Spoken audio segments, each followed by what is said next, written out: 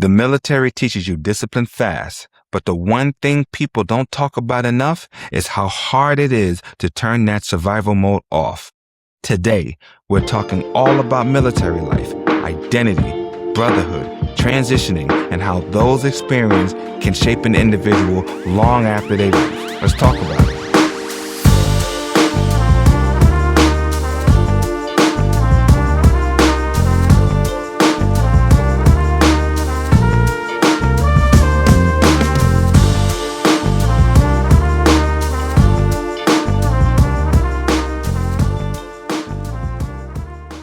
What's going on, y'all? Welcome back to another episode of Beyond the Office. This topic right here hits home for me because I used to be in the military. Now, I'm not going to tell y'all exactly the year I joined, but it was definitely a lifetime ago. And I think people's perception of the military is 50-50. It can go either way, but it doesn't mean that they're wrong. And I come from a background where all my family members were in the military for the most part. You know, I was in the Navy, my dad, uncle, cousin, they were in the Army, brother, cousin, Army, somewhere in the Air Force.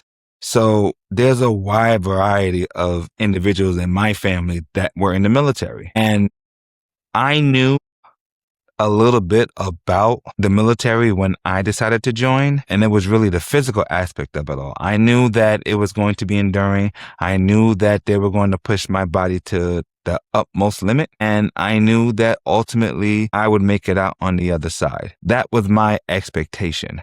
But the reality of things, that's not how it is, because there is some physical elements to it, but I believe that it was more mental than anything else. Because mentally, you had to be strong to face certain things. And I think that the military, great benefits, present and for the future.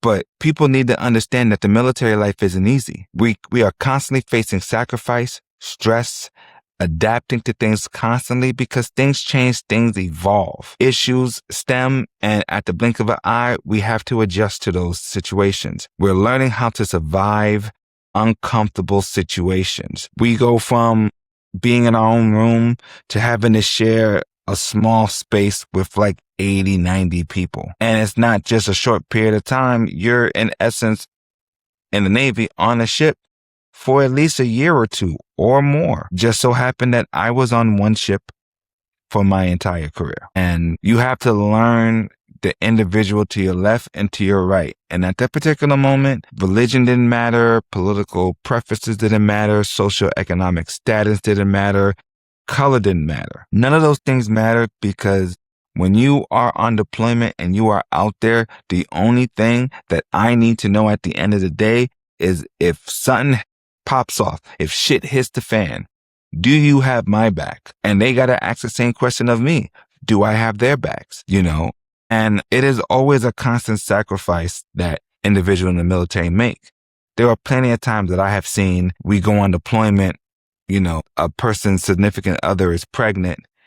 And when they come back, their kids is pretty much about to be one, they're toddlers and stuff. They don't know who this person is and they have to get familiar with somebody. But at that particular moment, we're missing birth, we're missing first steps, we're missing crawling, we're missing walking, those individual things we're missing because of the choices that we made to enter into something that really we have to complete. Because the reality of things is that I've always said this, the military is a great thing, but if you mess up the military, it's worse than messing up your credit. Because if you mess that up, it's really hard to look for a good job when you mess that up. And when we're going about finding ways to pass the time other than work, because we get homesick, especially when there's times when we're out for a month or we're out for 2 months or on deployment, we're out for 7 months with the possibility of being extended. We have to find ways to entertain ourselves. And this might not work for some, but in the military, it definitely worked for us. And probably some of the most disrespectful humor on earth was on my ship, and that's how we passed the time, was roasting each other. Like if Comedy Central would have came on board they would hear some ungodly things. And nobody really took offense to any of it because, again, that's how we pass the time. And nothing builds friendship faster than collective suffering. But at the end of the day, when we get home or when we leave, the military and stuff, those friendships that we created, those bonds that we created can't be broken. There are people that I've spoken to when I got out to this day. Hell, one of them is my son's godfather. And there are individuals that I haven't spoken to or I don't speak to on a regular basis, but can call me.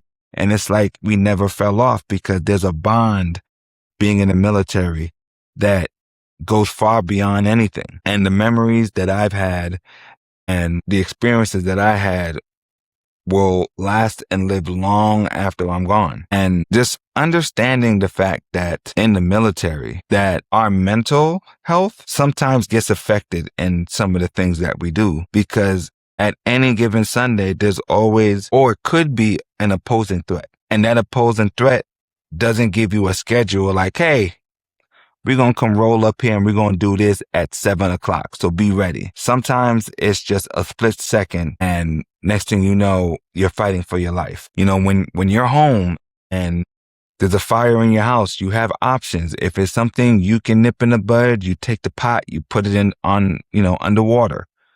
If the fire is too strong, you call the fire department, 911. They come and they handle it. Somebody tries to break into your house, you call 911. Those are pretty much the benefits that you have being at home. But who do we call if there's a fire on the ship? Who do we call if there's an imminent threat coming to us? It's us. We got to learn how to fire a gun. We got to learn how to work a hose to stop a fire, how to work together. Somebody falls overboard. It's up to us to try to find that person and bring that person back so that they're able to come home. And we're constantly training. We're constantly doing drills all day, all night. Doesn't matter. We can be laying, sleeping. Next thing you know, we're getting an alarm and we're just jumping up. Those things affect individuals. And yes, it puts people on their toes to be like anything could happen. So be cautious and be mindful. But what happens when it's all said and done? What happens when we leave? Then next thing you know, we're still dealing with that right after we leave. And the thing is that I remember that scene in Die Hard when the statement was, the police force teaches you how to fire a gun, but they don't teach you to live with the consequences after you pull that trigger. Now, I know that's not exactly what was said, but it's the same concept being in the military. They instill that fear. They instill that always be ready for something. Don't get caught slipping.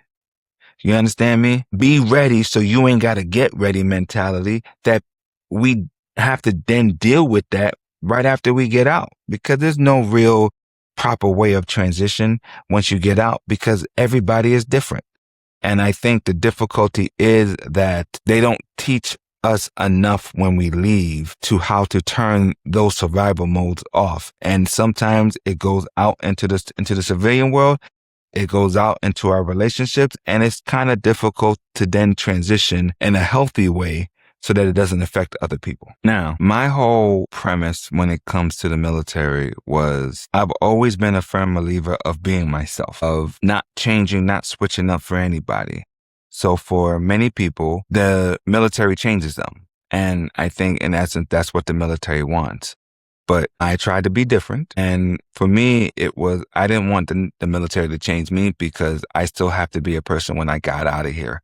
And I think my whole standpoint on stuff was, I want to change the military. I want to change the Navy, because I could follow the trends, not stood out, not spoken out, and follow suit, and I probably would have gotten further ahead than I actually did. But for me, it was all about respect of my peers, respect for authority. And for me, at the end of the day, it was more or less so, if I become a person who moves up in rank and gains power, is that I want these people to respect me, not just because I'm a higher ranking than them. is because they know me as a person and they respect me more as a person than the promotion. But the one thing that I realize that the military has changed absolutely is how I respond to stress. Absolutely is difficult in some ways when you try to deal with the stress. And then when we leave, the problem now is that since we've been in so much stressful situations for so long without really recovering from all of that stress, is that we then carry it out in the civilian world, and things that may be tedious to some, we blow up to epic proportions, and it shouldn't have to be that way. But those are some of the issues that people face. How we communicate. The term sailor mouth is a true statement, especially when we're working, because normal curse words that would freak out some, we use as a noun, a verb, and an adjective. We use that to label an object, and we know exactly what they're talking about. And I think at the end of the day that when we leave and we try to incorporate that, because that's our way of speaking, civilians may not perceive that in the best way possible. And then it gets difficult when you trying to talk regular, but again, you do this for so many years, for so long, it becomes second nature. And trying to break out of that system is difficult at times. And for most people like myself, it took years to kind of, take a step back, reflect, and kind of change, because that's all no matter if it's 4 years, 8 years, 20 years, that's how people go. How we process emotions is another thing that I learned that the military changes. Now, we all dealt with COVID. We all know what it's like to have to stay at home all day.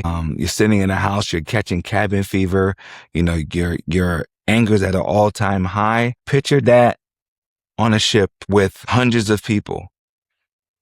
Or you're on a ship, you're on deployment, and you're stuck out to sea for a month or two straight. No land, no nothing. Sooner or later, tensions are going to rise. People are going to get angry. They're going to be short-tempered and short-fused, and they're going to want to fight. Those things also extend into regular relationships as well, because how we communicate is also an issue, because some people just don't understand what being in the military entails until they're actually smack dab face in it. And even though they're smack dab face in it, sometimes they still don't understand. So it's just a basic knowledge of how do we need to process this emotion once we leave. Because a lot of people to this day, they probably haven't even processed their emotions, because it goes back to what I said in my previous episode, is that we're stuck in a notion of trying to express ourselves isn't welcome, isn't needed. So a lot of us don't say anything. That's the reason why, suicide and military personnel, suicide and veterans are at a high, is because how to process our emotions and how to express ourselves to individuals who don't know at all what I'm talking about. So how are they supposed to feel what I'm feeling if they don't even know, because they haven't been there? And that's where people definitely need to be aware and just talk. Please, please, please. I know this is a side note and I'm going off topic, but if you know somebody in the military, whether they're in, whether they're about to get out, or whether they've been out, it's always good to check on somebody. It's always good to turn around and just be like, hey man, I'm just checking on you. How you doing? Everything all right? If you need to talk, holla at me. Sometimes that's all it takes to save somebody's life. And the main thing I would say for me is what I've learned in the military is how I view people. And again, I'm from New York City, right? And it's a concrete jungle, and I'm not going to be singing Alicia Keys, y'all, so don't be alarmed. We're cool. But all I knew was that the first time I've traveled out the country, and let me define this to you guys, the first time that I've traveled out the country, my mom is Jamaican. I've been to Jamaica, but I don't count that because that's more like I'm visiting family. The first time I went out the country was on my first deployment. The first country I was able to see was going through the Straits of Gibraltar, which was Portugal and Spain and Morocco. It was the most beautiful sight that I've ever saw in my life. And the first place that I touched down, my 2 feet touched the ground, was France. And to me, that's what opened up my eyes, was the fact of seeing people that necessarily don't speak English.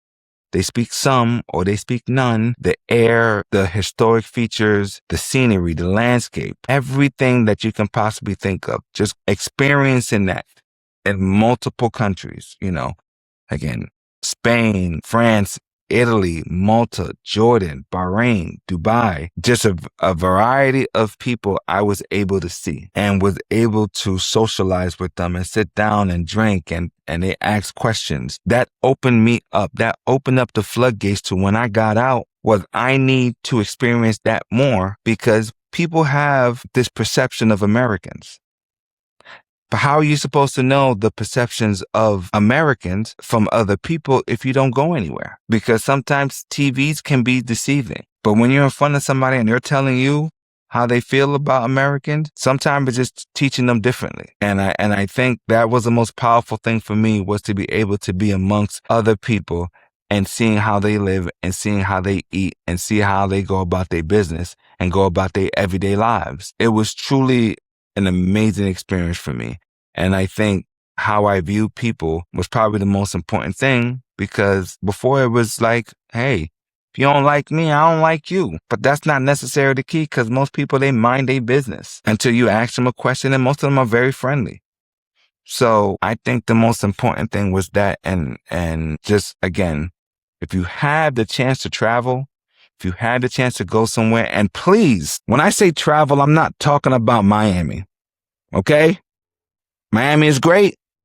Spend that, all that. It's cool. But we got to think bigger than that, because there's going to come a point in time that we're going to get older and we can't travel. So why waste the opportunity to experience the world, to experience different time zones, to experience food, to experience culture, than now? And don't say it's expensive, you can't go nowhere, I can't do anything. Plan. Figure out where you want to go. Figure out what you want to do. Figure out prices. Figure out when you want to travel and save money accordingly. Since I've been out of the military a lifetime ago, I have been to so many places and experienced beautiful food, beautiful people, beautiful scenery, that I can't stop. That's like when somebody gets a tattoo and they want to get more tattooed. That's what it's like for me to travel. And it wouldn't have been possible if I did not join the military. And to be honest, because again, this is the podcast of honesty. I didn't want to join. And the reason why I didn't want to join was because I had a passion for football and I had a passion for computers. And I felt with football that I was really good at it. But the problem is, life happens. And some things you just can't control, you can't fight, you can't beat. So then you turn around and you decide you're going to do something else and make sacrifices so that when you have children, that they don't have to suffer like you did. So that's the reason why I joined. And despite getting hurt, despite getting injured, it was the best experience and the best decision that I made, because then I'm able to sit here in front of you guys. I'm able to look behind me and look at my college degree, something that, to be honest, I never in a million years would have thought I would have had. Hell, I had people who didn't think I graduated high school, and I can't be mad at them because I almost didn't either. I almost dropped out, but I toughened it out. And I think those qualities that I had to fight through any situation that I had before the military is what propelled me to fight through in the military to get through it all. When you spend years in a structured environment, sometimes you lose parts of yourself without even realizing it. The military has taught me, and I'm going to speak for me personally. The military has taught me resilience, discipline, accountability, perspective, and the appreciation of life experiences. And because of all of those reasons is the reason why this podcast is truly, truly important. Tune in, y'all. And for anybody who served, past, present, future, I appreciate y'all. I appreciate the decision that you made. I appreciate the decision you're going to make. And if you're transitioning out, please, at the end of the day, give yourself some grace. There are other things you need to do before you get out, and that can be a whole different discussion, a whole different episode. Or just hit me up on all my social media platforms. I got the hookup for y'all. But please give yourself some grace, reflect, and ask for help. I know we are used to trying to figure things out on our own because we think we're big and bad and we've done this for so long. We can do this in the back of our hand. But decompressing after our tour is over, after we sign those papers to get discharged, the real battle begins. Because then it's all about deprogramming yourself to then live out in the civilian world around normal people who never or will never experience that. And that's where the real battle begins, because some people, if they don't understand it, they don't want to be around it. And there's always a difficulty when it comes to veterans, because we celebrate the military, but we kind of turn our backs towards the veterans. And a lot of them are just dealing with stuff that they just need somebody to talk to. So not just to the military people, but also to just regular civilians. If you see a veteran, just say something, say hi. Maybe they just need somebody to talk to. If we talk to more people, especially veterans, you can be that definitive factor of attempted suicide and actually saving them. Because sometimes it's difficult to give ourselves grace. Because if things aren't working out according to plan, stress comes, depression comes, and those situations and those things pile up to us making a dumb, stupid mistake. So, thank y'all for listening. Please follow me on all social media platforms. The link is in the bio. And until next time, this your boy. I'll at y'all.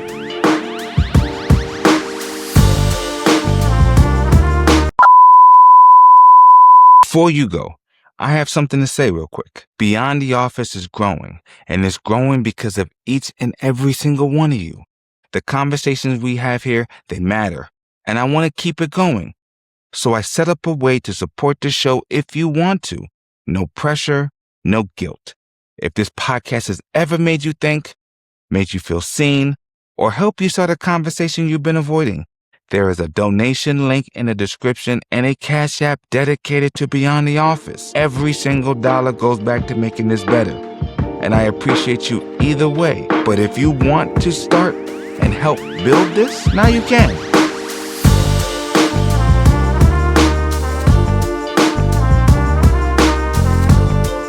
All right, now, go enjoy the rest of your day. Peace.